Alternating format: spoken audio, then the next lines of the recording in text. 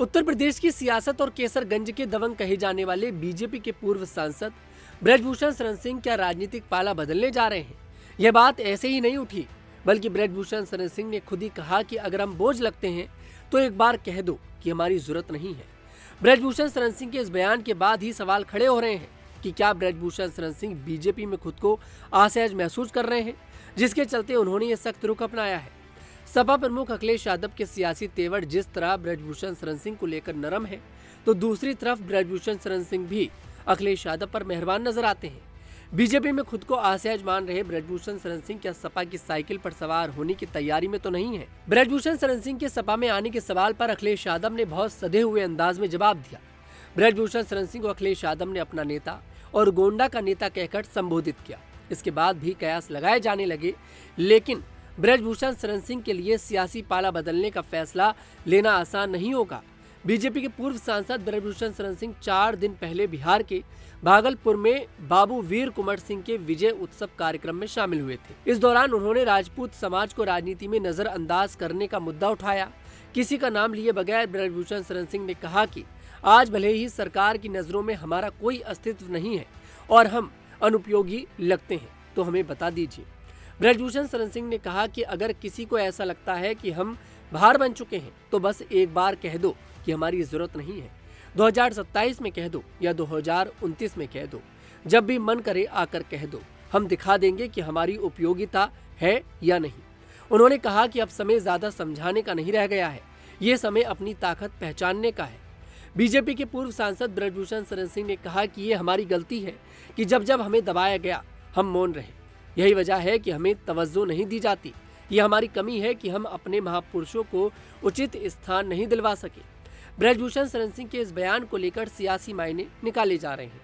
ब्रजभूषण शरण सिंह का बीजेपी के साथ सियासी रिश्ता दशकों पुराना है, लेकिन हाल के कुछ वर्षों में इस रिश्ते में दरारें साफ दिखाई देती हैं।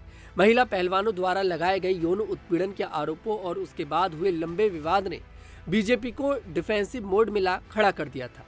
इसका नतीजा ये हुआ कि 2024 के लोकसभा चुनाव में भाजपा ने ब्रजभूषण शरण सिंह का टिकट काटकर उनके बेटे करण भूषण शरण सिंह को चुनावी मैदान में उतार दिया। हालांकि ब्रजभूषण शरण सिंह के जो बेटे हैं उन्होंने जीत दर्ज करी और वो सांसद बन गए, लेकिन ब्रजभूषण शरण सिंह का खुद चुनाव न लड़ पाना और पार्टी के शीर्ष नेतृत्व की उनसे बनाई गई दूरी ने उनके समर्थकों के बीच एक असंतोष पैदा कर दिया।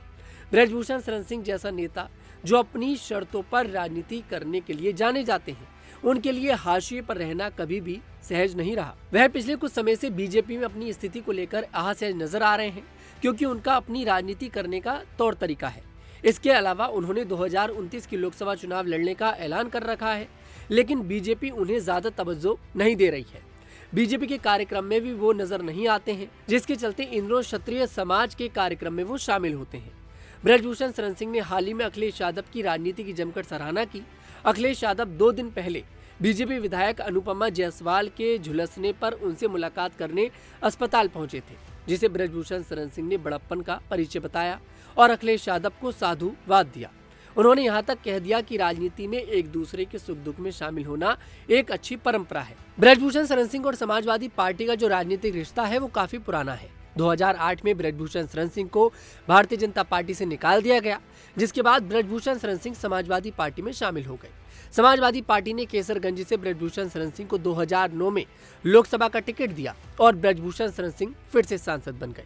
हालांकि 2014 में ब्रजभूषण शरण सिंह ने भारतीय जनता पार्टी में फिर से वापसी करी, लेकिन 2024 में जिस तरह से ब्रजभूषण शरण सिंह पर महिला पहलवानों के द्वारा यौन उत्पीड़न के आरोप लगाए गए, जिसके चलते भारतीय जनता पार्टी को ब्रजभूषण शरण सिंह का टिकट काटना पड़ा। लेकिन अखिलेश यादव और समाजवादी पार्टी ने कभी भी ब्रजभूषण शरण सिंह पर सवाल नहीं खड़े करे और खुद अखिलेश यादव ने कहा कि ब्रजभूषण शरण सिंह चरित्र के खराब नहीं है। ऐसे में विपक्ष में होने के बावजूद भी समाजवादी पार्टी ने ब्रजभूषण शरण सिंह का खुलकर समर्थन किया और इस बात को खुद ब्रजभूषण शरण सिंह कहते हैं।